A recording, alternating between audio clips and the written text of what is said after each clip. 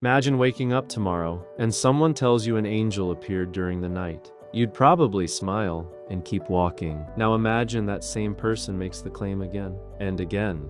3 nights in a row. Still, no one believes him until one final encounter changes everything. Because according to one of the oldest traditions in France, an archangel became so frustrated that he reached out and physically touched a bishop's skull. The mark, believers say, still exists today. That single moment led to the construction of one of the most breathtaking places on earth, Mont Saint-Michel, a monastery that seems to rise straight out of the sea, a place millions visit every year. But here's the question that has fascinated historians, pilgrims, and skeptics for more than 1,000 years. Did an archangel really leave behind physical evidence? Stay with me until the end, because the final discovery is something you can still see with your own eyes today. Long before it became one of France's most famous landmarks, Mont Saint-Michel was nothing more than a lonely rocky island, surrounded by powerful tides, cut off from the mainland twice each day. No villages, no great churches, no crowds, only wind, waves, and silence. If you had walked there 13 centuries ago, you never would have imagined that this isolated rock would one day become one of Christianity's greatest pilgrimage sites. And yet, history has a strange habit of choosing the places nobody expects. The island itself almost seems unreal. At high tide, it appears to float above the sea. At low tide, it reconnects with the earth, almost as though it belongs to 2 different worlds. Perhaps that's why, according to tradition, heaven chose this place. Or perhaps that's exactly what later generations wanted people to believe. Either way, everything changed because of one man, a bishop named Aubert, and one visitor he never expected to meet. It began quietly. One night, while Bishop Aubert slept, he experienced something that would change his life forever.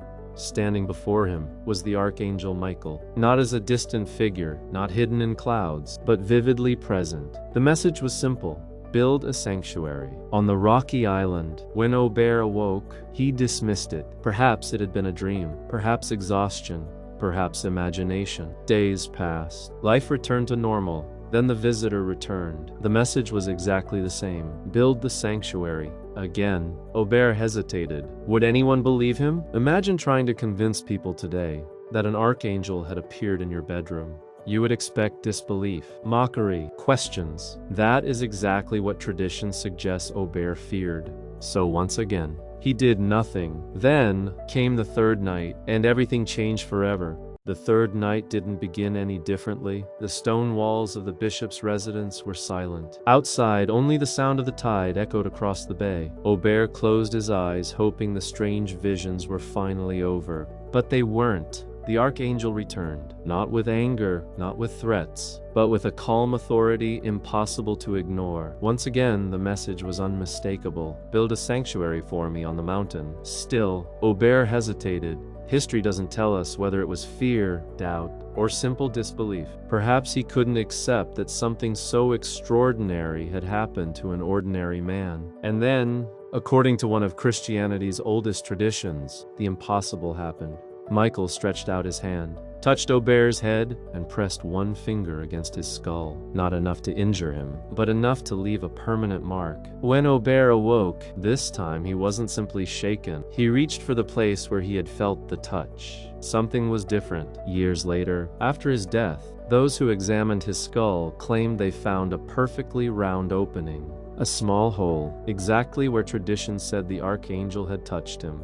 The skull still exists today. It is preserved in France, and visitors continue to ask the same question: how could a perfectly circular hole appear there? Was it created naturally? Was it damaged later? Or was it exactly what believers have claimed for more than 12 centuries? Whatever the answer, Aubert never ignored the voice again. Everything changed. Imagine standing before that island. No bridge, no roads, no machinery, only jagged rock, violent tides, and unpredictable weather. Building even a small chapel would have seemed almost impossible. Yet Aubert gathered workers, stone by stone, They began carrying materials across dangerous tidal flats where the sea could return in minutes. Every journey required courage. One mistake, and the ocean could swallow everything. But something remarkable happened. Instead of discouraging people, the story spread. Pilgrims arrived. Builders volunteered. Local communities began helping. What started as one bishop's impossible mission slowly became a movement. Generation after generation expanded the sanctuary. Small chapels became larger churches. Simple stone walls became magnificent architecture, until eventually, one of the most breathtaking monasteries on earth stood above the sea. Even today, people who first see Mont Saint-Michel often stop speaking because it doesn't feel like a building. It feels like a vision, a place that almost shouldn't exist. And perhaps that's exactly why millions continue making the journey. Not only to admire the architecture, but to stand where, according to tradition, heaven once touched the earth.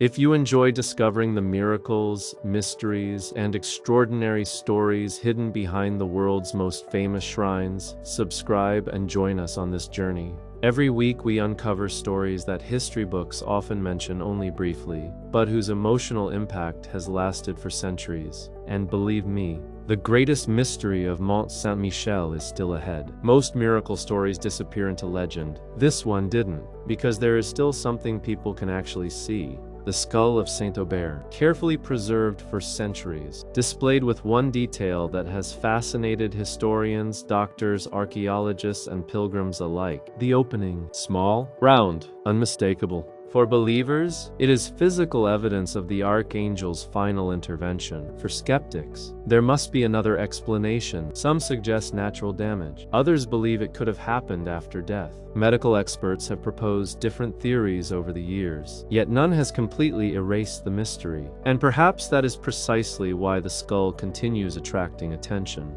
Not because it proves faith, nor because it disproves it, but because it invites a question that no one has answered with absolute certainty. Standing before it, you realize something unexpected. The hole itself isn't the miracle. The miracle is that one small mark inspired an extraordinary place that has survived wars, revolutions, storms, and more than 1,200 years of history.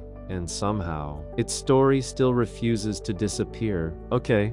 Every year, millions of people make the journey to Mont Saint-Michel. Some come because it is one of the most beautiful places in Europe. Some come because they love history. Some arrive simply to take photographs. But many come for a very different reason. They climb the narrow streets, step by step, until they reach the ancient abbey, not because they expect to see an angel, but because they hope to leave carrying something they didn't have when they arrived. Peace. Courage, direction, hope. Over the centuries, kings, soldiers, pilgrims, families, and ordinary people have all walked these same stones, each carrying a different burden, each searching for an answer. What makes Mont Saint-Michel extraordinary isn't only its architecture, it is what it represents. A place that reminds us that even impossible missions begin with one decision. Bishop Aubert could have ignored what happened. He could have remained silent. He could have protected his reputation. Instead, he chose to take one step, then another, and another. That single act of obedience changed not only his own life, but the lives of millions who would come after him. Even today, many pilgrims quietly pause before leaving, not to ask for wealth, not for success, but simply for the strength to recognize God's voice amid the noise of everyday life. Perhaps that is the greatest miracle of all. Not that an angel appeared, but that one man finally listened. More than 1,200 years have passed. Empires have risen and disappeared. Wars have reshaped Europe. Entire civilizations have changed. Yet Mont Saint-Michel is still there, standing between sea and sky, almost untouched by time. Its tides continue to surprise visitors. Its silhouette continues to inspire artists. Its story continues to divide historians. And the skull of Saint Aubert, with its mysterious opening, continues asking the same question it has asked for centuries. What really happened that night? Was it an extraordinary coincidence? A misunderstood historical event? A legend that grew over time? Or did something happen that simply cannot be explained by history alone? Every visitor leaves with a different answer. But almost everyone leaves with the same feeling, wonder, because whether you believe the miracle literally or see it as a powerful symbol, the result remains the same. One mysterious night transformed an isolated rock into one of the world's greatest places of pilgrimage. Very few stories in history have changed the landscape of an entire nation. This one did. Maybe that's why this story has survived for more than a millennium. Not because everyone agrees about what happened, but because everyone recognizes the question it leaves behind. How many extraordinary moments have we ignored because they didn't fit our expectations? How many opportunities have we dismissed because they seemed impossible? Bishop Aubert almost walked away from the event that defined his life. Only when he stopped resisting, did history begin to change? Perhaps that is why millions still climb toward Mont Saint-Michel today, not searching for proof, but searching for hope. And perhaps those are sometimes the very same thing. If this story moved you, I'd love to know your thoughts. Do you believe Saint Aubert truly encountered the Archangel Michael? Or do you think another explanation exists? Share your opinion in the comments. I read as many as I can, and some of the most thoughtful discussions on this channel begin there. And if you'd like to discover more astonishing miracles, forgotten mysteries, and the incredible stories behind the world's greatest shrines, subscribe and join us. Because sometimes, the most unbelievable stories turn out to be the ones history never forgot.